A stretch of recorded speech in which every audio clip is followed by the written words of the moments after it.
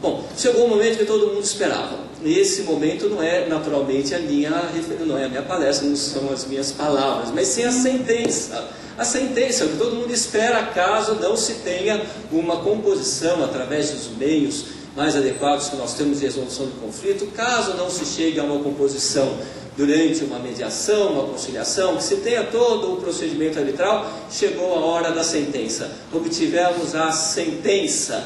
E aí, o que fazer com esse provimento? O que é essa sentença? Qual o seu conteúdo? Qual a sua eficácia? Como eu transformar esta sentença? Como eu dar efetividade a essa sentença? Como eu realizar aquela ordem que se tem num provimento, que é um provimento jurisdicional, proferido por um árbitro, proferido numa arbitragem, mas é um provimento jurisdicional. E é isso que nós vamos tratar aqui, falar um pouquinho da efetividade de uma sentença arbitral. E eu começo falando aos senhores que uma sentença arbitral, ela tem a mesma força, ela tem a mesma eficácia, ela tem então a mesma energia que uma sentença proferida pelo judiciário. Mesmo uma sentença arbitral, e inclusive quando condenatória, ela representa um título executivo judicial. Mesmo, não é um título executivo extrajudicial, ela é considerada um título executivo judicial, ou seja, tem a mesma força. Diferente do Dr. Rui, que está acostumado com a arbitragem, pelo jeito eu já notei que ele é uma pessoa encantada também com a arbitragem, uma pessoa que reconhece o significado, o valor da arbitragem.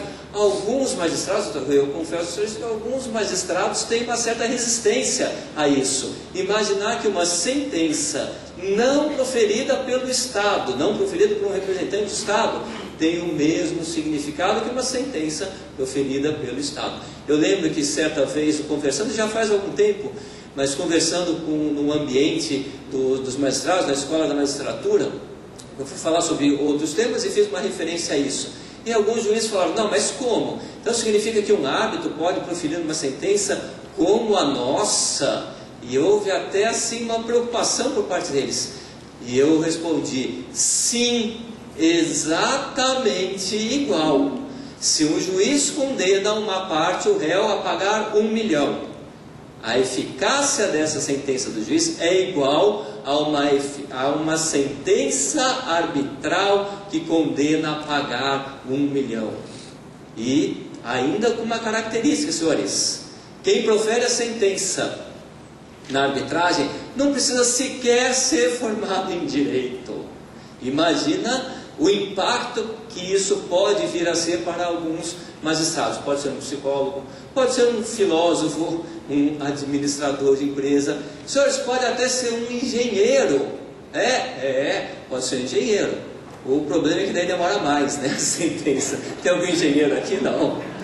Não teria engenheiro? Então posso falar um pouquinho? Tem? Então vou falar com um pouco de calma. Demora mais, com todo respeito, demora um pouquinho mais. E precisa ter tradução depois, né? Porque às vezes o engenheiro fala algumas coisas que a gente não entende muito. Precisa ter advogado também para os outros, né? Nós somos no ambiente que nos entendem. Pode ser engenheiro? Pode ser engenheiro. Então uma decisão do engenheiro que condena a pagar 1 milhão tem a mesma força que uma sentença de um juiz? Não. Tem a mesma força que um acórdão do Tribunal de Justiça condenando a pagar 1 milhão.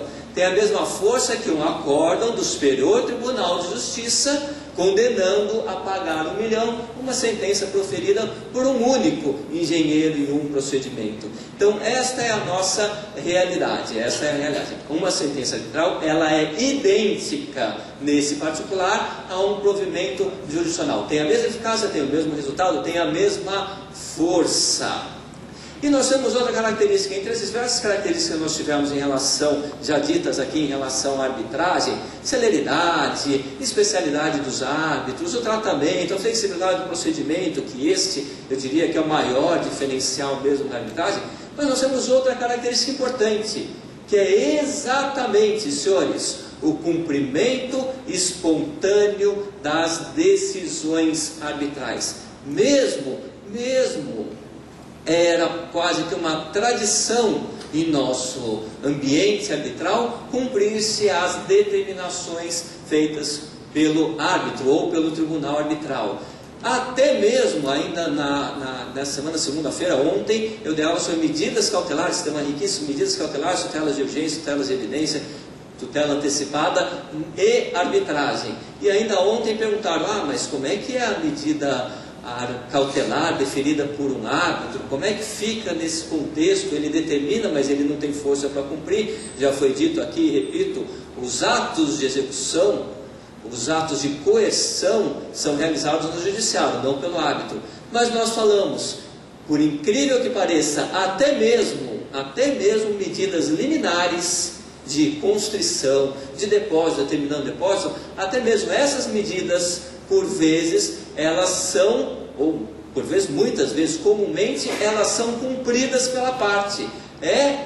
Medidas cautelares são cumpridas espontaneamente pelas partes. Então existe esta característica que eu diria que é um atrativo para a arbitragem.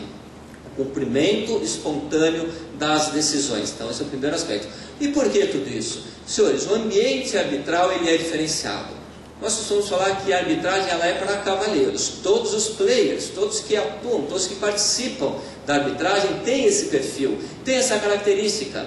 E mais do que isso, na maioria das vezes eles se conhecem. São empresas que estão acostumadas neste ambiente. Então um descumprimento de uma ordem arbitral, ela seria no mínimo constrangedora. Se apresentar perante uma comunidade restrita, pensando aqui numa arbitragem internacional, apresentar-se para uma comunidade restrita como uma empresa que descumpre determinações arbitrais. Imagina os senhores, por exemplo, uma Petrobras, falando aqui um pouquinho, uma rápida referência à arbitragem internacional. Ontem o professor Camona falou que o Brasil ocupou o 4º lugar em arbitragens internacionais na CCI, que em partes brasileiras estava em 4º lugar nas arbitragens internacionais, quando ela teve visibilidade. E qual foi a empresa brasileira que mais movimentou a CCI naquele momento, e ainda movimenta muito? A Petrobras, em relação aos negócios que ela tem no mundo inteiro. Então, imagina a visibilidade da arbitragem, imagina a visibilidade do Brasil, e imagina a visibilidade da empresa. Se uma empresa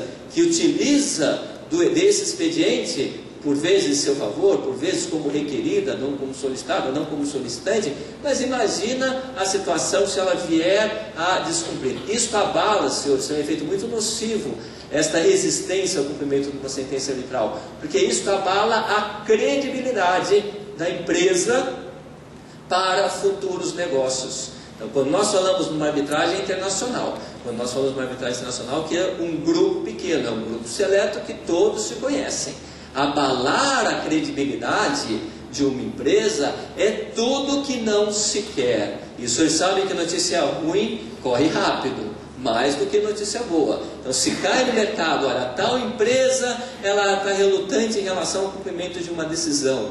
Isso acaba comprometendo, pode contaminar novos negócios, ou pode atrapalhar na negociação. Por quê? Porque isso tem um custo, ter que promover uma execução de uma sentença arbitral. Então esse é um ponto. Então a própria imagem das empresas. Segundo, diferente no judiciário. No judiciário que em São Paulo, falar dos nossos números, nós temos 20 milhões de processos. O que é? Nós temos 20 milhões de processos em curso em primeiro grau. Ah, que bom! 10 milhões é o Estado, execução fiscal e tudo mais.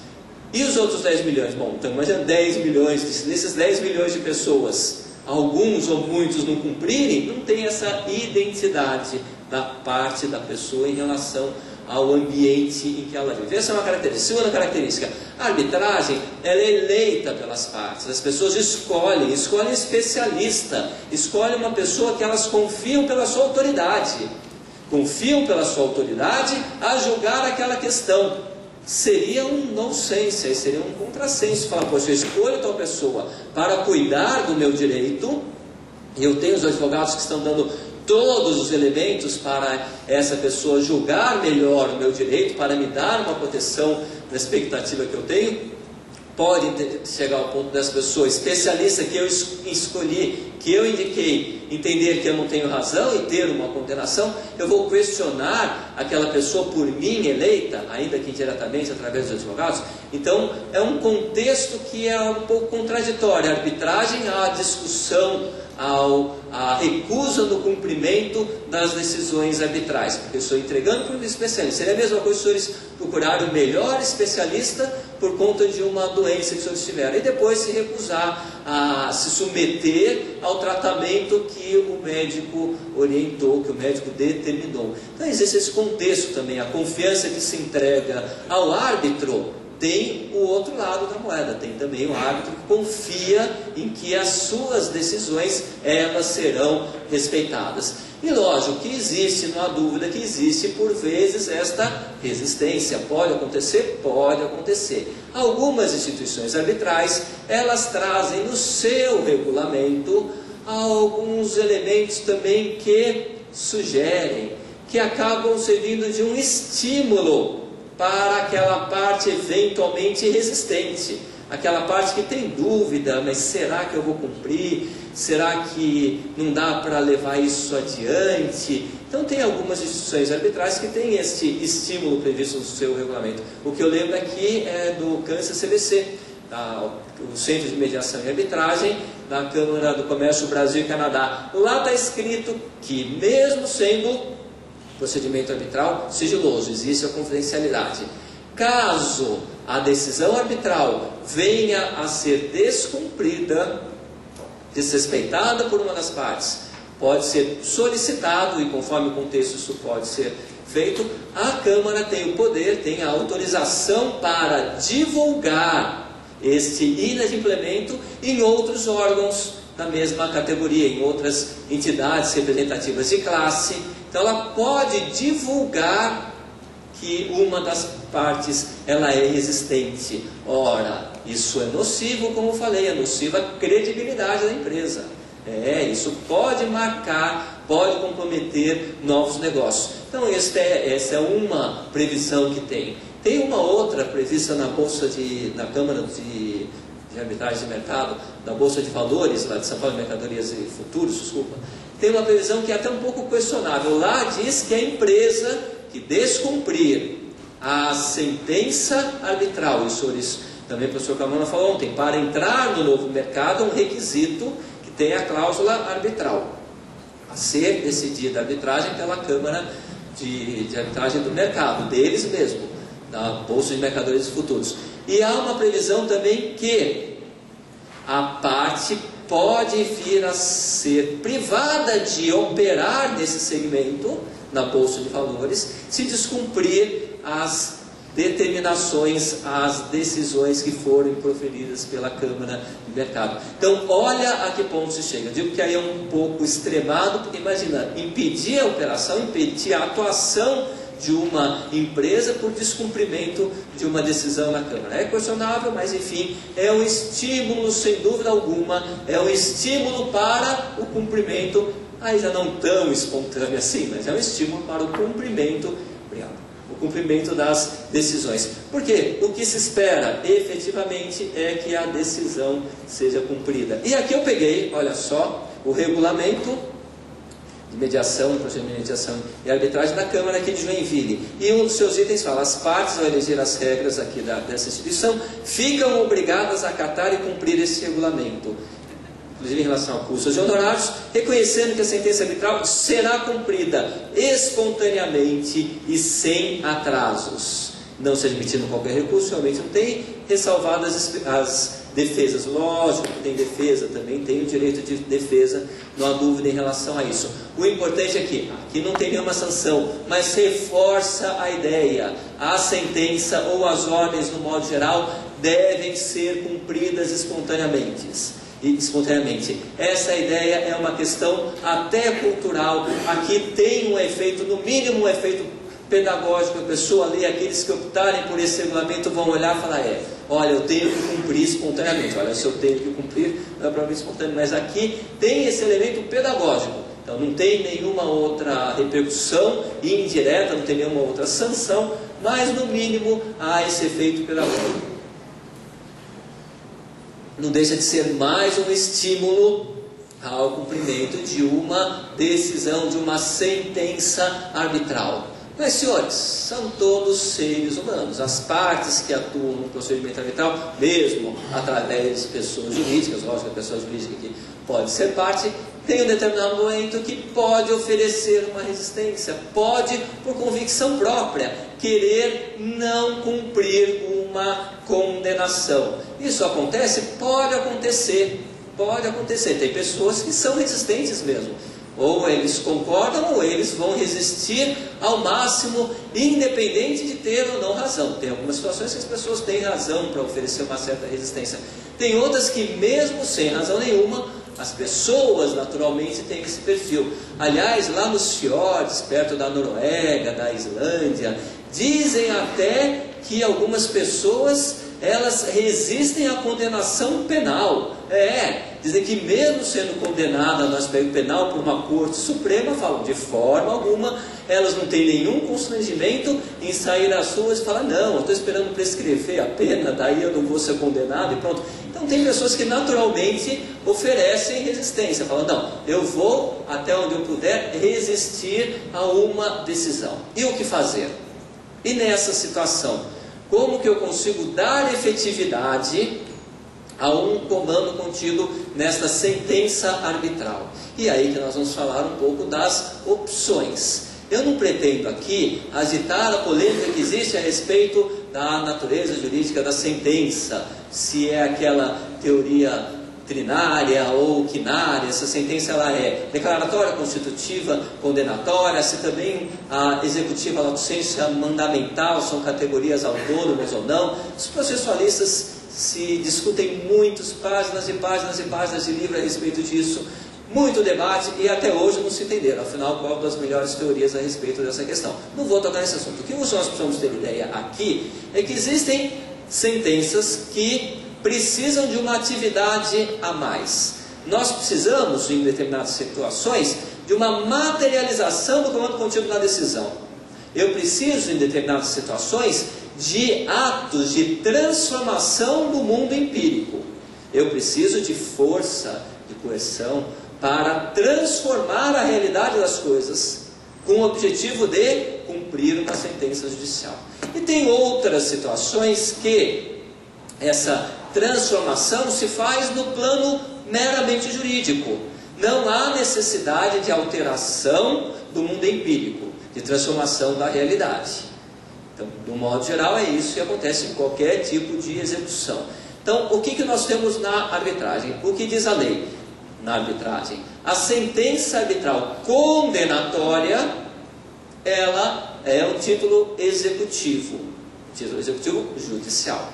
Onde que se faz a execução? Sempre perante o judiciário. Jus império, coercio, tudo lá no Poder Judiciário. Não se faz na arbitragem. Ah, mas eu não tenho outras sentenças? Eu não tenho sentença declaratória? Eu não tenho sentença constitutiva? E como é que eu faço com uma sentença declaratória, com uma sentença constitutiva, ainda que proferida por um juízo arbitral? Não é título executivo. Se não é título executivo, o que eu faço com essa sentença declaratória? Senhores, uma sentença declaratória não reclama, ela não desafia uma transformação no mundo empírico, ela vale no plano jurídico. Daí porque eu não preciso falar de uma sentença declaratória, ela precisa ser considerada um título executivo. Não precisa, porque ela por si só tem eficácia, e tem eficácia erga omnes. Ah, então tá bom. Então a sentença arbitral, por vezes, nem precisa passar pelo judiciário para se materializar. Não precisa. Então, se eu tenho uma sentença declaratória, ou mesmo uma sentença constitutiva, ela, no primeiro momento, é em si bastante. Não precisa de mais nada. No primeiro momento, vamos ver algumas exceções. Se eu tenho uma condenação a um pagamento de um determinado valor, esse pagamento não foi realizado. Bom, daí eu preciso, em função disso, de atos, de uma atividade jurisdicional complementar para realizar aquele comando. Ah, então aí é no judiciário. Exemplos de sentença declaratória. A própria sentença que diz que aquele contrato que levou à arbitragem, que foi levado à arbitragem, aquele contrato é nulo. Ou determinada cláusula contratual é nula. Eu invalidei uma cláusula contratual. automaticamente aquela cláusula contratual deixa de produzir os seus efeitos. Eu não preciso de mais nada, ela simplesmente declara a invalidade daquela cláusula. Pronto. Imagina os senhores uma declaração de invalidade do acordo de acionista, do acordo de cotista. Se vem uma sentença arbitral e fala, esse acordo não vale, pronto. Os sócios signatários daquele acordo não mais se submetem a ele. Os outros sócios não mais são obrigados a respeitar aquele acordo de cotista, porque vem uma declaração e falou, ele não mais vale. Então eu tenho aqui uma declaração sobre a existência e inexistência, sobre a validade, não de uma situação jurídica. Ela é em si bastante do plano jurídico. Então declarar a invalidade de um acordo de cotista, de qualquer contrato no modo geral, do próprio contrato que se levou à arbitragem. Então isso nós temos uma situação. E uma sentença constitutiva. Da mesma forma, não há necessidade de atividade jurisdicional posterior, não há necessidade de outros atos. Vamos imaginar uma sentença constitutiva, uma sentença que aí tem uma falha declaratória, outra constitutiva, mas vamos deixar de lado um pouquinho a natureza jurídica, como eu falei para os senhores, que deixa a briga para os processualistas, e não é pequena. Vamos pensar numa sentença de revisão do valor de locação, uma renovatória de locação ou revisional de contrato de locação. Estabelece o tribunal arbitral que o contrato foi renovado. Então, ele cria uma nova situação jurídica. E ainda pelo valor de aluguel de 10 mil reais. O que fazer? Eu preciso de alguma coisa a mais? Não, não precisa de mais nada. Se o inquilino deixar de pagar o aluguel, a execução da regra judicial de cobrança do aluguel ou pedido de despejo, conforme o caso, já vai ser com base nesses 10 mil. Eu não preciso de mais nada. Aquela referência aos 10 mil como sendo o novo valor, ela passa a ser o título, não judicial, mas o título que embasa uma execução. Aquele é o valor que será considerado devido. Não há necessidade de outra providência. Ah, mas veja bem. E numa situação que eu invalidei um contrato de compra e venda, um compromisso particular, por exemplo, registrado, o que eu faço? Invalidou. É o suficiente entre as partes.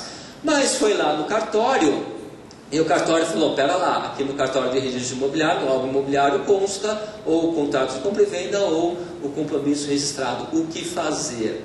Aí nessas situações, o que nós entendemos? Que não precisa passar pelo judiciário. Pode ser expedida, e tem precedente nesse sentido, pode ser expedida uma, entre aspas, carta de sentença, similar ao que se faz no Poder Judiciário, e comunica o árbitro ou a instância arbitral, o juízo arbitral, e comunica aquela alteração no plano jurídico, e deve sim ser seguida, então, mediante essa comunicação. A mesma coisa em relação a uma transferência de veículo, por exemplo. Vão lá para o Detran e falar, olha, eu ganhei, eu tenho uma sentença arbitral que me deu a titularidade desse veículo.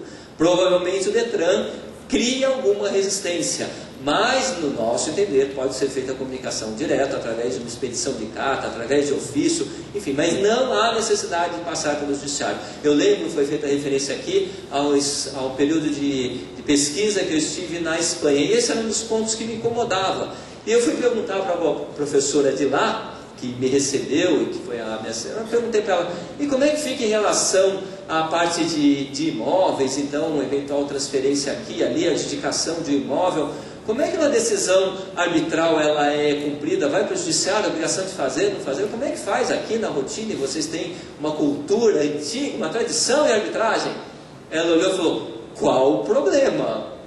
Falei, mas faz como? Falei, não, é só mostrar a sentença, é só comunicar a sentença. Por quê? Porque lá eles respeitam a arbitragem, lá eles conhecem a arbitragem, então é uma questão cultural. Falei, mas não tem problema nenhum. A Ana até ficou olhando para mim com uma interrogação, por que ele está perguntando? É tão óbvio, né?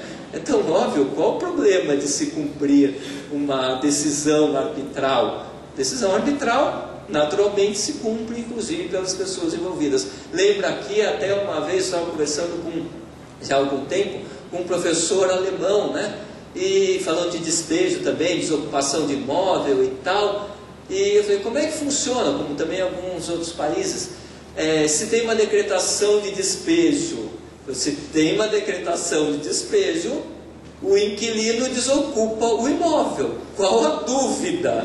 Aí eu falei, bom, E aí muitos dos senhores não estudaram nessa época, mas eu lá atrás, eu estudei, eu aprendi, eu advoguei quando uma decretação de despejo por falta de pagamento, não, nada, por uso próprio, enfim, quando a decretação de despejo não tinha a sentença não tinha, apelação contra a sentença não tinha efeito só devolutivo, tinha efeito suspensivo também. Então vocês ganhavam uma decretação de despejo, quem sabe com uma denúncia vazia, que em determinadas situações podia, e ainda tinha que recorrer para o tribunal mais 5 anos. E a parte recorria, lógico, estava pagando o valor mínimo de aluguel, naquela época era essa a realidade, ela recorria para pagar nada. O advogado falava, me dá 30% do valor real do aluguel, eu levo esse processo por mais 5 anos.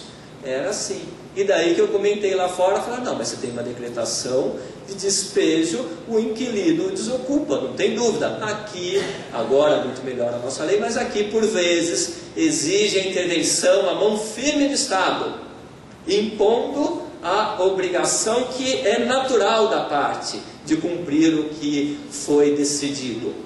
Então, o que nós temos? Declaratória constitutiva, ela vale, ela tem a sua eficácia.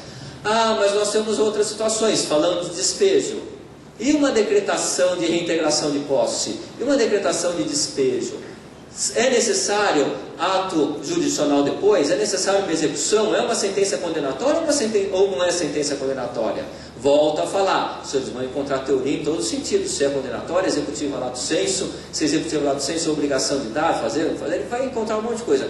Mas na ideia que nós temos em relação à execução, diante dessa situação, aí é uma ordem específica de desocupação. Uma ordem de desocupação, tal qual as ordens proferidas pelo Tribunal Arbitral em relação a medidas cautelares.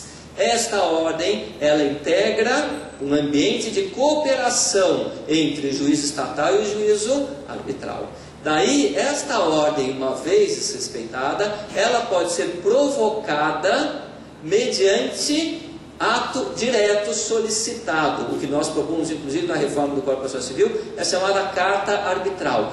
Não é processo de execução, mas é um processo similar à condução de uma testemunha remitente, similar a uma determinação de uma cautelar de bloqueio de bens. É uma solicitação para que o judiciário execute aquela determinação, que nós propomos através de uma carta arbitral. Mas não é processo de execução. Por quê?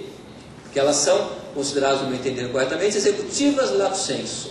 Elas têm em si a força inerente à própria execução. Tem uma autorização para executar aquela sentença. Aí pede ao judiciário a prática daquele ato, a desocupação do imóvel, a reintegração do imóvel.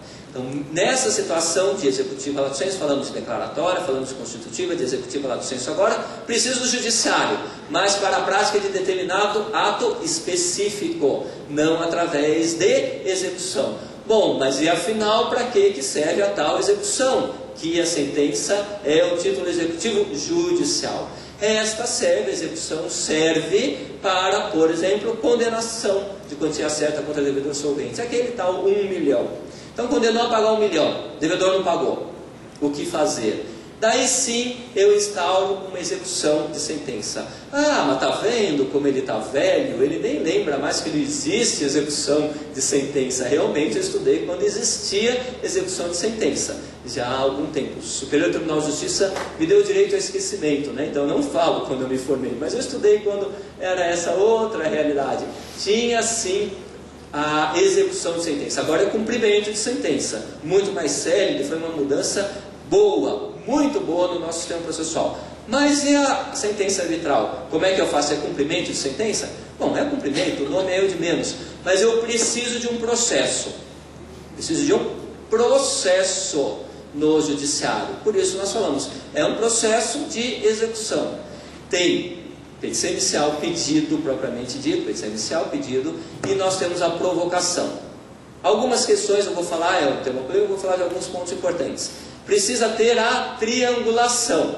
O que significa? Precisa ter autor, juiz e réu, exequente, juiz e executado, nesse cumprimento de sentença. Como que o réu vem? para o processo? Lógico, através de citação. Sim. A pergunta é, citação pessoal, no cumprimento de sentença, a citação agora é por advogado. Eu posso intimar o advogado que atuou na arbitragem? Se o Carmona estivesse aqui, ele ia falar, não, mas não precisa ser advogado na arbitragem. Na arbitragem eu posso ter até um representante. Não é necessário que se tenha um advogado na arbitragem. Bom, daí eu cito o representante, mesmo que tenha advogado. O advogado da arbitragem, ele é um representante da parte da arbitragem. Ele não tem poderes para receber citação aqui nesse cumprimento de sentença. Não tem. Então precisa ser a citação pessoal pelos meios que o Código de Processo Civil estabelece. Faz a citação pessoal, pode ser aquele advogado ou não. O advogado pode ter procuração, às vezes ele representa uma empresa estrangeira, ele tem procuração para receber citação. Aí tudo resolvido. Segundo aspecto que no meu entender é bem relevante, a questão do prazo. Qual o prazo para cumprimento daquela sentença arbitral?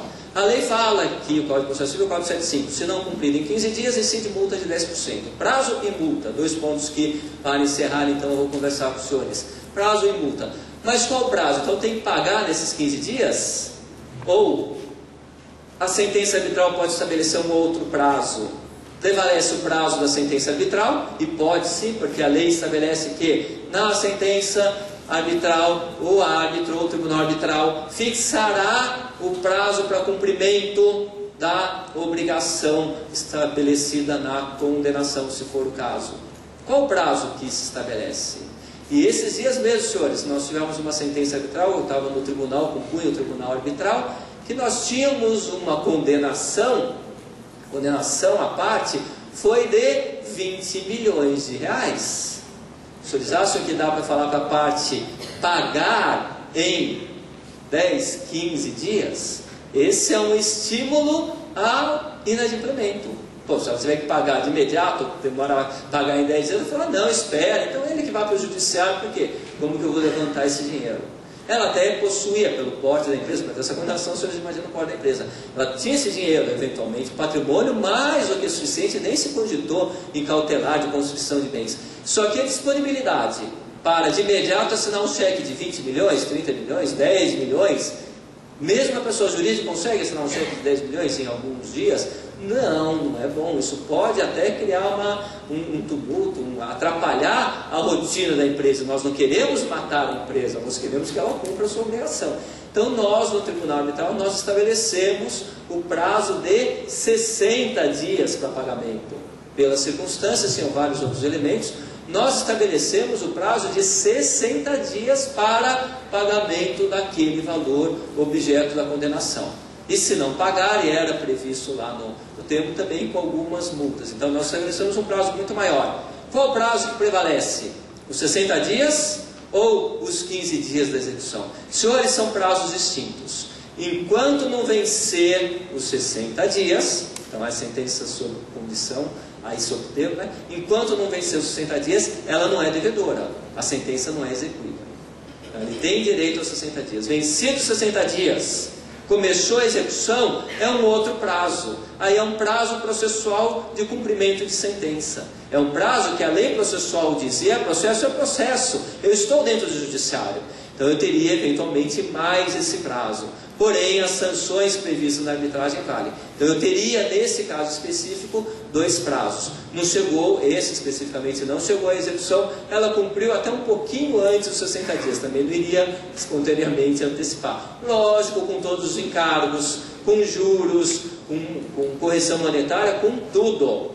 Tinha assim a incidência, então nem era tão vantajoso para ele. Então nós temos esses dois prazos. O prazo do processo, da execução, ele existe, independente de eventual outro prazo.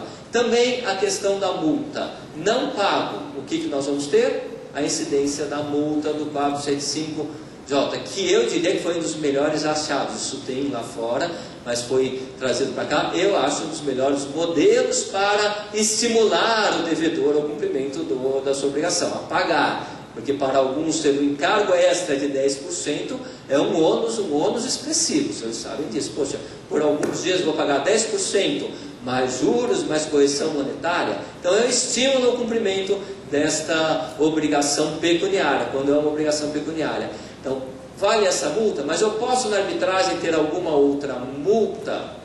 Aí, para ter multa na arbitragem, depende do quê? Depende do que está lá no termo, depende do que está na convenção. A arbitragem, ela é seguida de acordo com o que as partes querem. É um hino aí da autonomia da vontade, é um hino da vontade das partes. Se elas estabeleceram multas, encargos para esse tipo de cumprimento da obrigação, pode estabelecer lá na sentença. Se não, nós temos a multa do Código de Processo Civil. Ah, mas a multa do Código de Processo Civil se aplica à arbitragem? Mas gente que sabe, escuta, ouve, fala e ensina que Código de Processo Civil não se aplica à arbitragem. Nós não estamos mais na arbitragem, nós estamos agora num cumprimento de sentença.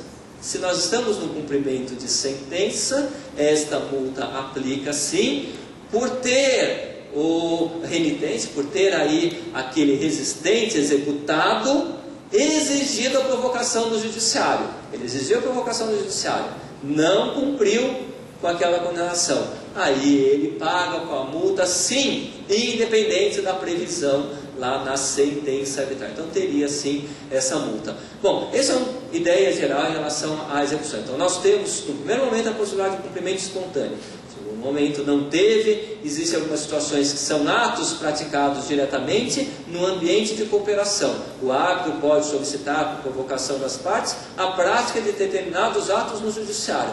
E temos, por fim, a execução por quantia certa contra devedor solvente. Felizmente, meu prazo já se esgotou, eu não vou precisar falar aqui sobre execução de obrigação de fazer e execução de obrigação de não fazer e obrigação de dar, porque é um terror.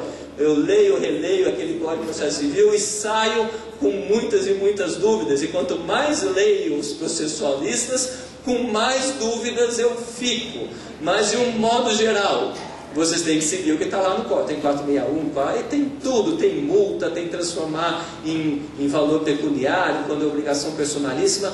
Olha, um terror. Espero que vocês não tenham essa experiência, porque seguir nesse cumprimento de sentença de obrigação de fazer ou não fazer é um terror. Agora, só falta um ponto específico, que daí vale para todos, e esse é importante os senhores saberem, que é a matéria de defesa. Os antigos embargos, volto às minhas origens, aos meus bancos acadêmicos. Atualmente, impugnação da execução. Então, os embargos. Eu levanto essa questão para lembrar um ponto. Qual a matéria de embargos? Toda ela, prevista no Código de Processo Civil, mais uma prevista na lei de arbitragem. A invalidação de uma sentença arbitral, artigo 33, pode ser levantada em embargos. Ah, então em vez de entrar com uma ação de invalidação de sentença arbitral, vamos imaginar que não descumpriram o devido processo legal, contraditório, o juiz era impedido, o árbitro era impedido, um terror aquela arbitragem. Posso levantar embargos. Só que tem um detalhe importante. O prazo da lei de decadência para a ação de invalidação de sentença arbitral é de 90 dias. E dos embargos? Bom, a execução demora. A pessoa pode demorar 6 meses para provocar a execução, o cumprimento da sentença. Daí já passou os 90 dias. Ela pode, na impugnação ou nos tais embargos, ela poderia levantar a invalidação da sentença arbitral? No nosso entender, não. Ela só pode levantar impugnação da sentença arbitral, eventual causa de invalidação da sentença, se estiver nesses 90 dias. Passou 90 dias, decaiu o direito. Não pode propor ação de invalidação e não pode mais levantar a matéria em defesa da execução. Ah, mas ainda não tinha sido nem citado da execução. Então, que entrasse com a ação de invalidação. Para exercer o direito a invalidar uma sentença arbitral por qualquer das duas formas, ação de invalidação ou impugnação à execução, a lei ainda fala em embargos, porque é antiga, anterior à reforma, por qualquer dessas duas formas, precisa ser em 90 dias prazo decadencial. Passou desse prazo, definitivamente não pode, nem um nem outro. Então, você não tem ainda a execução em curso, entra com a ação de invalidação. Senhores, muito obrigado pela atenção. É realmente muito especial eu vir aqui, espero ter outras oportunidades, muito especial porque tenho a oportunidade de rever amigos e espero nessa viagem também ter novos amigos e poder reencontrá-los em breve. Quais os passos a serem seguidos perante o judiciário após o descumprimento de uma sentença arbitral? A número 2, já vou apresentar aqui as duas. Tem conhecimento de prazo de judiciário para exigir o cumprimento de execução de sentença arbitral? Prazo médio, já que o mérito já foi atendido pela sentença. Bom, acho que a primeira, talvez até prejudicada, porque é o que eu falei, é processo se é condenatória, condenou a pagar 1 milhão, cumprimento de sentença, como execução normal de cumprimento de sentença, execução. Entra, pede a citação pessoal, tem o prazo de 15 dias, não pagou multa, depois tem os embargos ou impugnação em 15 dias, certo? Bom, qual o prazo médio? Prazo idêntico a uma sentença judicial. Qual o prazo médio de uma execução de sentença judicial? Não tem essa estimativa, porque depende de varas e tudo.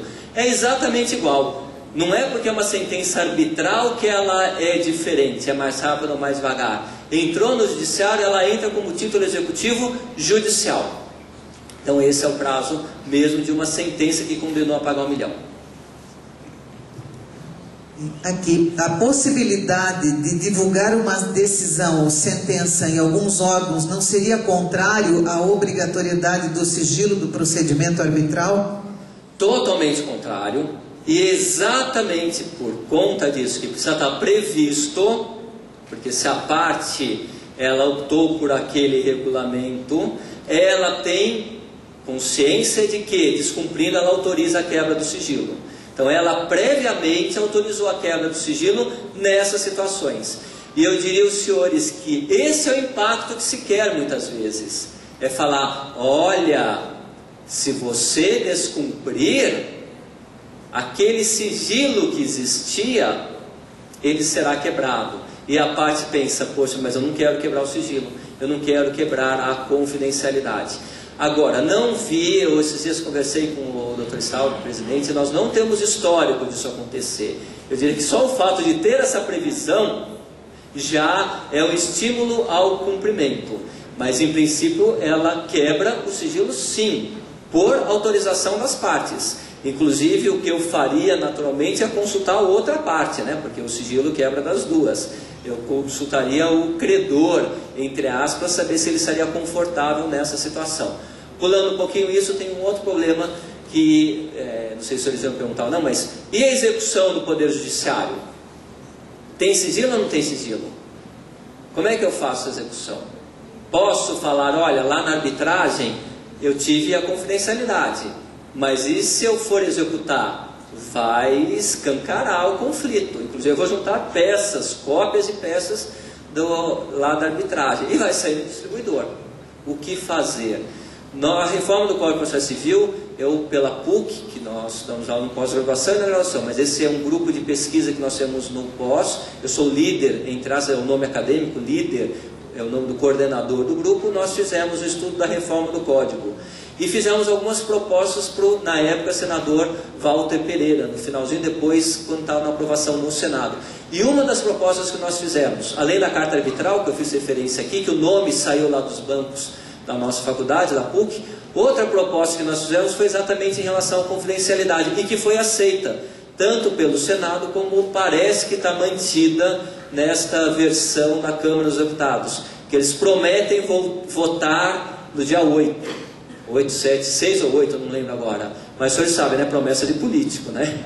Não se sabe se vem. Eles já prometeram votar em agosto, prometeram votar na primeira semana de setembro, agora em agosto. E foi mantida. Então, nos procedimentos, nos processos judiciais que decorrem de arbitragem, cumprimento de carta arbitral e tudo mais, ação de validação, haverá o sigilo. Haverá a confidencialidade, haverá o segredo de justiça, consta do distribuidor, lógico, mas não o conteúdo. Desde que a confidencialidade tenha sido estabelecida na arbitragem. Ué, mas não é toda arbitragem com sigilo, com confidencialidade? Não. Arbitragem e poder público, tema riquíssimo. Poder público participa de arbitragem? Sim. Arbitragem confidencial? Lógico que não. Se quando os atos são públicos já existem escândalos que nós acompanhamos, imagina se fosse uma arbitragem secreta, o que o gestor do nosso patrimônio, quando bem público, ele não poderia fazer. Então, arbitragens envolvendo o poder público não tem confidencialidade. Então, se a confidencialidade foi estabelecida na arbitragem, pode, na proposta de reforma do Código, que espera-se seja aprovado, pode então ter o segredo de justiça, numa daquelas exceções do artigo respectivo. Tem aqui mais uma pergunta. Pode uma sentença arbitral ser protestada em cartório? Ser protestada. Similar, não é protesto, parece que é um outro ato, é protesto normal, enfim, similar a uma sentença judicial. Inclusive fala-se em hipoteca, que eu lembrei, gera hipoteca e tudo mais.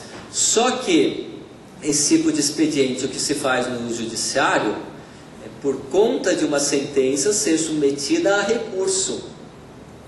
E daí se utiliza desse expediente. Aqui no caso, eu tenho uma sentença, eu já posso pedir o seu cumprimento.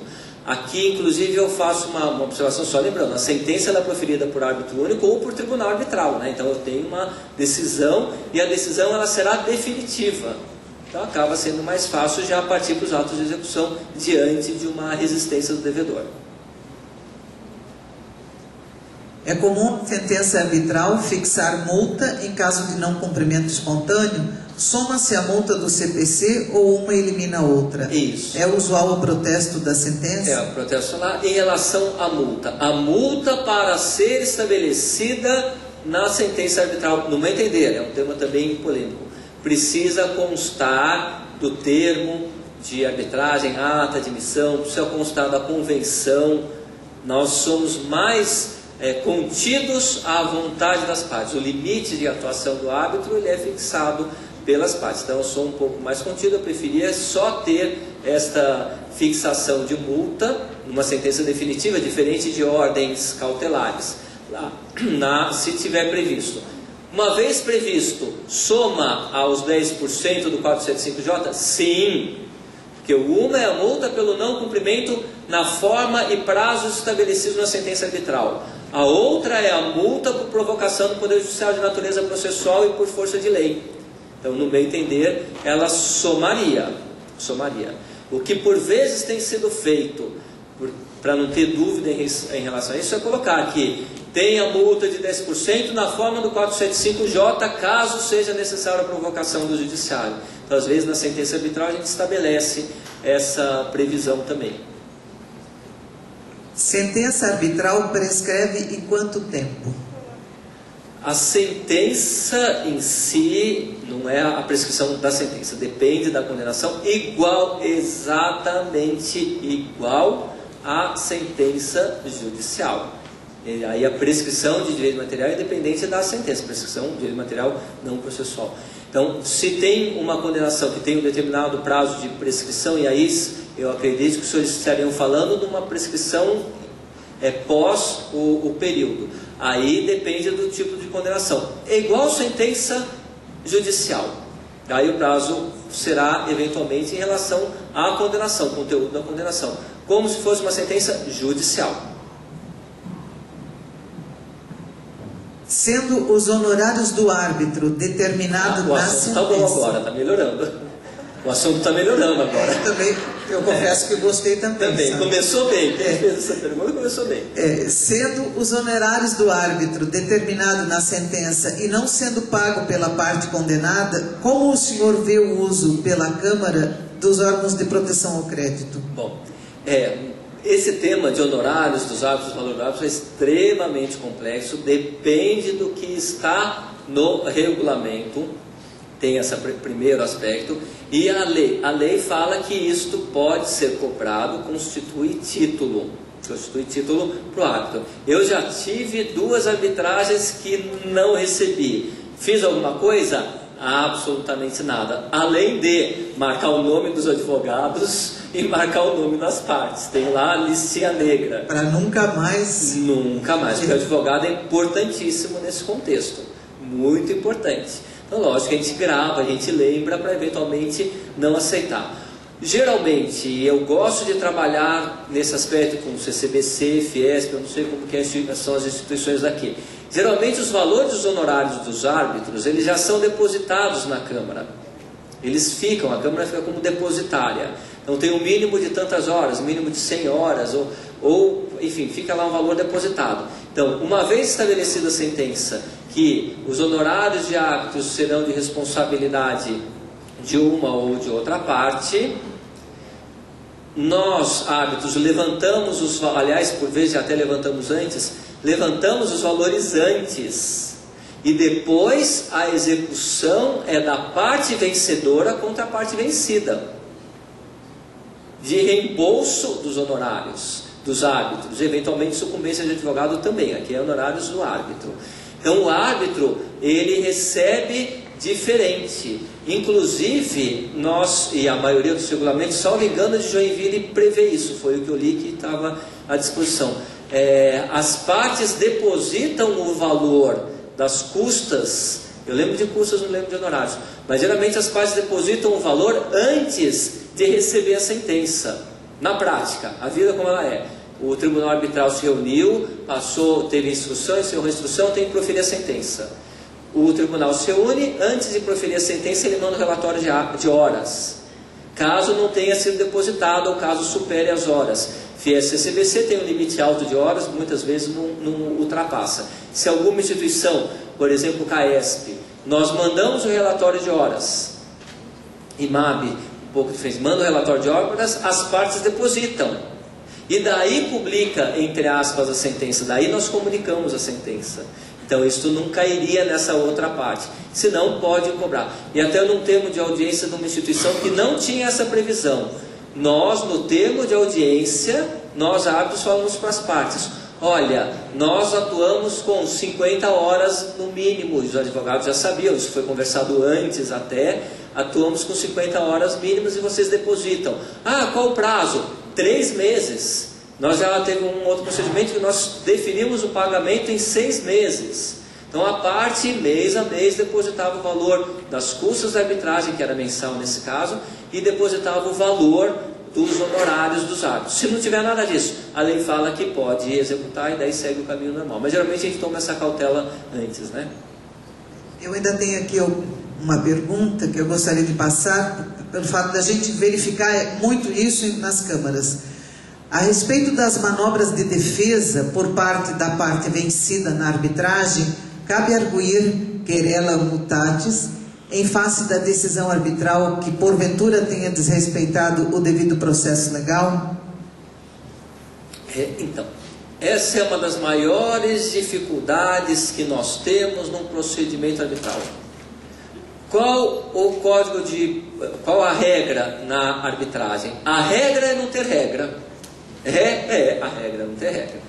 Mas nós temos um princípio constitucional, devido ao processo legal, que nele se inclui contraditório, ampla defesa, imparcialidade e tudo. Então nós temos essa regra constitucional e nós temos que encontrar um equilíbrio para também, como diz o professor Luiz Olavo, não se transformar numa Disneylândia, né? Não é uma festividade, faz tudo na arbitragem. Então realmente nós temos que encontrar um equilíbrio em deferir ou não deferir, permitir a prática de atos. Então este equilíbrio tem que ser buscado. No procedimento arbitral, nós sempre conversamos, pensamos, trocamos ideias. Isso é rotineiro. Ainda ontem recebi por e-mail, que aqui esse aparelhinho localiza a gente onde a gente quer que esteja, né? Aí recebi e-mail exatamente o que escrever numa ordem processual. Defere um prazo a mais para falar ou não defere? Nós demos um prazo para uma parte, agora a outra parte tem esse prazo porque juntou um documento. Poxa, mas se assim o procedimento arbitral não anda. Então o que fazer? Bom, mas é uma primeira... O procedimento começou há um mês e pouco. Então assim, nós vamos definir ou não vamos definir? Porque tem uma faca na nossa cabeça.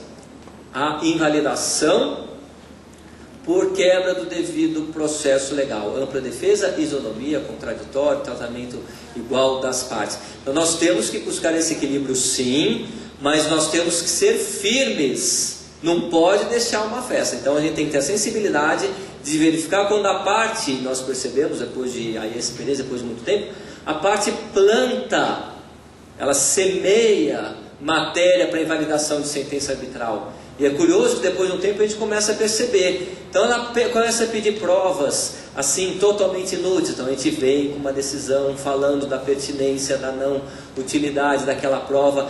Mas é muito, muito, muito, muito difícil encontrar esse equilíbrio. Na maioria das vezes o tribunal é tolerante no começo. Mas tem um momento que a gente precisa manter a ordem para o procedimento arbitral ter o seu fim.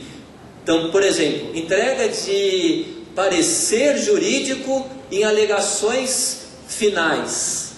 Esses dias nós fomos surpreendidos com isso. Uma das partes em alegações finais, que não é mais para apresentar nada, só o resumo de tudo, juntou um parecer de um professor famoso sobre determinada matéria. Aceita ou não aceita? Se não aceita, vai falar: ah, mas e meu direito de defesa? Esse é o material de um assunto novo para fundamentar o parecer. Aí qual foi a solução? Contraditório. Porque senão a outra parte vai se sentir lesada. Então nós definimos o prazo à outra parte para manifestar em 5 dias, como seria um procedimento normal no judiciário? Não. Nós definimos um prazo e autorizamos a outra parte juntar parecer. Ela não consegue parecer em 5 dias. Aí nós fixamos metade do prazo dos memoriais. Os memoriais eram 60 dias, nós falamos, tem 30 dias.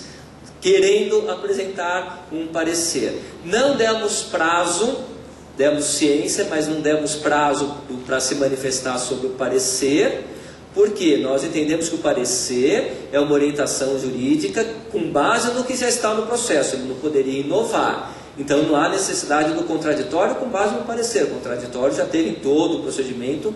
É a mesma coisa que ter contraditório nos memoriais. Às vezes a gente dá contraditório nos memoriais, às vezes a gente dá contraditório no parecer. Nesse caso específico nós entendemos que não. E fizemos, enfim. Então tem que tomar cuidado, porque a gente percebe quando a parte começa a plantar, a semear essas questões de validação. Então é difícil encontrar um equilíbrio. Geralmente o tribunal arbitral é generoso, é paciente, dá prazo, escuta um monte de testemunha. A testemunha quer falar de novo, chama a testemunha, fala outra vez. Deixa assim em relação à prova, abre as portas para esse tipo de discussão. Já tive audiência, curioso, com 2 depoimentos pessoais, mas 2 depoimentos pessoais da mesma parte, é que um sabia uma matéria, outro sabia outra matéria, então pedi os 2, tá bom, põe 2 depoimentos, se são 2 assuntos diferentes. Eu quero depoimento de quem entende da matéria que está sendo lá objeto de discussão. Então a gente acaba sendo bem flexível em relação a isso. Mas tem que ser enérgico, tem que controlar o advogado, tem que controlar a parte. Nessa hora também tem um momento que a gente fala, o prazo é tanto, até tanto produz isso, até tanto realiza isso, e segura um pouquinho. Pode até, em tese, ter uma condenação aí de litigância de má-fé, de abuso, direito, que é exceção das exceções. É difícil encontrar esse equilíbrio. Experiência. Tem que ir acompanhando, mas sempre pensar no devido processo legal.